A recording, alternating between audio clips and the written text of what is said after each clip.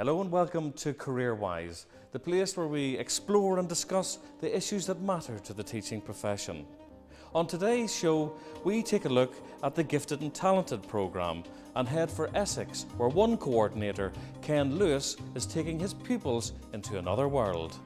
It genuinely is the best school event I've ever been involved in myself. To discuss the Gifted and Talented programme, we'll be joined in the studio by Deborah Eyre, Director of the National Academy for Gifted and Talented Youth, John Bangs from the NUT, and lecturer Helen Wilson. Then, to look at the programme at primary level, we'll visit St Bartholomew School in Brighton. Questioning is a really big thing, Gifted and Talented, making children think. What would happen if gravity was turned off for 5 minutes a day?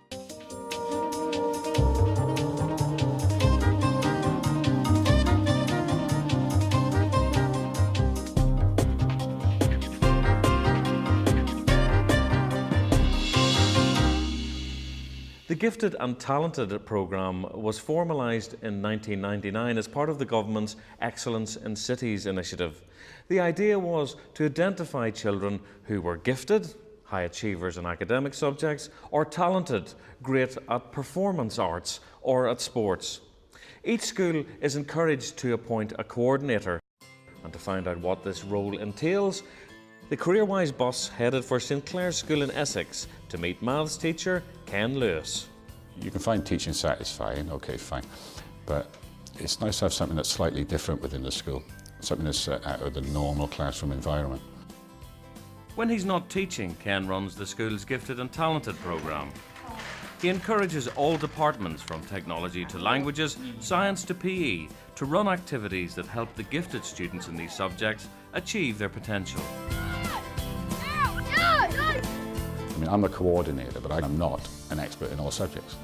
What I can do is go and encourage that member of staff, do some research for them, become almost like a facilitator in a sense, help them with funding whenever possible, and encourage that department to take it on there.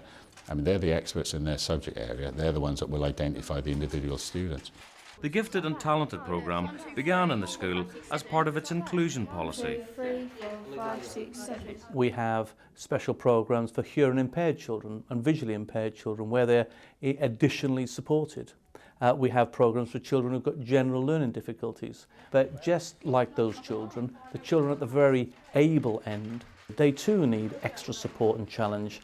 These are students that have been identified within the technology department. That one will do better because it can turn without the wheels flying off. One of the key things was the fact that they'd been showing interest within the subject. That's what the teacher in charge wanted. He wanted students who showed interest, wanted to get involved, because once you've got that on board, academic results within the subject are just going to follow. Looks good, but it looks better than the one with the sensor. It looks absolutely rubbish. Well, this is all part of the PE Gifted and Talented programme, which has been set up by the PE department itself. A number of the students who are regarded as gifted and talented within sport for a variety of different sports. We've got football, rugby, dance choreography going on as well. 1, 2, left, right, left, hold 5, 6, 7, 8. The whole point of this now is the fact that we're taking her with her talents and giving her the opportunity to pass those skills on to other students. But it's the student herself who's actually designing this programme, putting it together and actually implementing it with the other students, which I think is absolutely brilliant.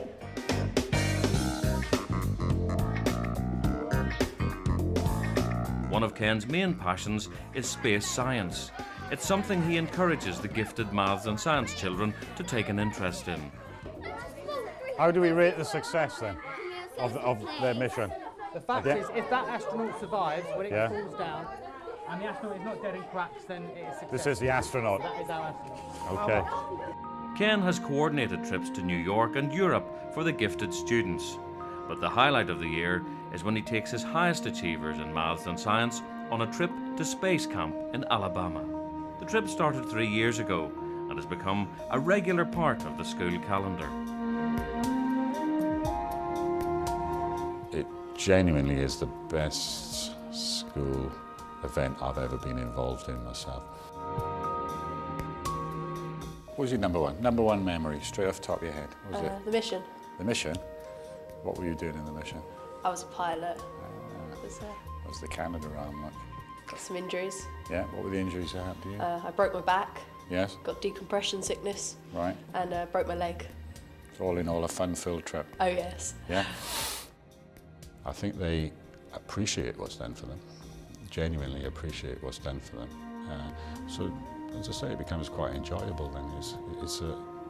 For them it's something different, and for you as a teacher it's something different. It's out of your normal environment, it's out of your normal routine. I think that's needed in any job. Well, there's obviously a man who relishes his role working with gifted children. To discuss the pros and cons of the programme further, I'm joined now by Deborah Eyre, John Banks and Helen Wilson. How did it come about, this programme, Deborah? Firstly, because Ofsted data suggested it was a sort of problem for a lot of schools, and there were youngsters who were under-challenged and sometimes bored. In amongst that group, the ones who suffered most were the young people from traditionally disadvantaged backgrounds. So if they had talent and it wasn't being nurtured, they wouldn't win through. And finally, if a school challenges its most able pupils, the evidence is that you get a raising in standards generally, so it's good for all. Helen, do you think that the whole area of gifted and talented children has been addressed perfectly at the moment? I actually personally don't think it's a case of gifted children. I think it's children with particular gifts and with particular aptitudes. And whilst in many ways you can say all children have particular strengths, there are certainly some who need more challenge than others. And it's right on a personal level, on a personalised learning agenda, to challenge those children. All of us, I think, feel kind of uncomfortable with sticking labels on children, and that's quite right. What we're dealing with is developing individuals, developing children who are going to become adults. It would be wrong to assume that all children know how good they are. And if nobody tells them that they're capable of doing well, then they're not going to necessarily believe that themselves. So there's a positive side to that. It's in the context of, we think you have the ability to go further in this particular subject or in this particular area, but you'll have to strive to do so. So it's all about a climate of high achievement. Young people, whether they're gifted or talented, whether or not they're in the middle band, or whether they have special educational needs, deserve something extra, because more often than not, they come from backgrounds which are socially deprived. Now, in terms of gifted and talented, I absolutely agree that labels aren't particularly helpful. But there are children with gifts, there are children with talents. Where we're at now is a debate about how you track individual young people in terms of their emerging talents. You may be plateauing as a youngster for years and years, and then suddenly something actually, there's that lovely spark, you know, that An happens. inspirational teacher, perhaps? Absolutely, Yeah. maybe a whole set of constellation of circumstances, including stuff that happens outside school as well. So, Deborah, it isn't the short straw then for a teacher to be the gifted and talented coordinator? Well, it kind of depends where you are. 51% of them have had no training. 24% of them nationally have 5 or more other responsibilities in their school. So that's a pretty tall order. Sounds like there's an awful lot to do, Deborah. What is going to happen in the immediate future? The gifted and talented coordinator role is going to be replaced by a leading teacher, and there will be a leading teacher in every secondary school and in every group of primary schools. Whereas the gifted and talented coordinator had a great emphasis on coordination across the school, the leading teacher will also play the role of the lead professional to try to develop and guide provision in the classroom, which is at the heart of provision for gifted and talented. But in terms of that particular role, Helen, do you think that the role has been well served by teachers who have been properly trained to undertake it? Yes, I think it's been a role that's developed well. I mean, there's been a national training programme for gifted and talented coordinators. I think the thing we can then stress is the in-class provision. You know, this really encouraging children's thinking, encouraging children being adventurous in their learning. And the role of the coordinator was to encourage and facilitate that throughout the school. Okay, Deborah, John, Helen, thanks very much indeed for joining us on CareerWise. Well, the Gifted and Talented programme doesn't just exist at secondary level. It offers primary school teachers a different set of challenges.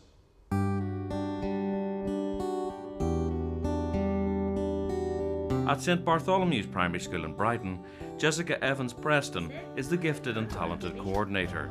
She encourages children's thinking through questioning And one of the ways she does this is to run a challenge club. I love doing Challenge Club, and people say to me, why do you do a club on a Friday night? And I'm like, actually, I really enjoy it. You can come along if you want. And sometimes the teachers pop in and they just get bombarded with things like, what would happen if trees could walk, you know, and they're just like, oh, right, okay. What would happen if gravity was turned off for 5 minutes a day? What is gravity first? What is gravity? Daniel?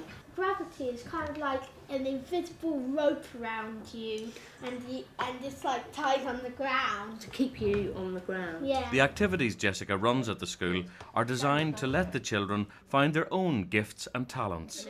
We create registers, so the register will have children who are gifted and talented in different areas.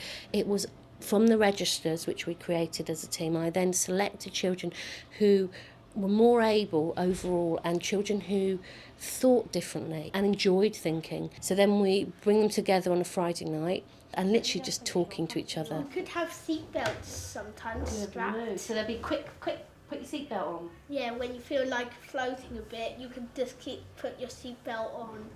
It's enjoying thinking for the sake of it and enjoying company of children who are like themselves. I also ran a staff meeting about questioning, because questioning is a really big thing, gifted and talented, making children think, helping children to go out there really, think out there, and therefore finding the children in the class who do think in a slightly quirky way and do think differently to other children, and often find classes quite hard to access because they're quite flat. In an effort to challenge his gifted children, Deputy Head Teacher Marcelo Starikov sets an open-ended starter question at the beginning of each day. If you could grant the world 5 wishes, what would they be? Joe? No wars. No wars. What a brilliant, brilliant wish. I hope that comes true one day.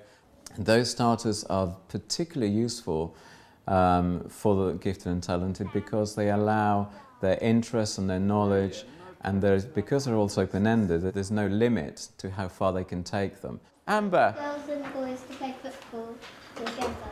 Girls and boys to play football together. Is that a wish for the world? What's particularly interesting and particularly special for us in primary schools is that we are able to offer the curriculum in a very open-ended way. I want you to come up to our concept line. Elson is a total ban on smoking. Regina is no ban at all. Where would you put yourself at the end of the discussion on our concept line? Jadu, come up and place yourself on our concept line, please. This is a total ban. Never ever another cigarette ever in the whole history of the world. So it's about discovering the gifts and talents in a child rather than waiting for them to show. Well, that's it for this episode of CareerWise. If any of the stories we have covered have tickled your fancy, you can find out more details by checking out our website. The address is www.teachers.tv. All that remains for me to do is to thank our guests for appearing on the programme today. Thank you for watching, and we'll see you next time.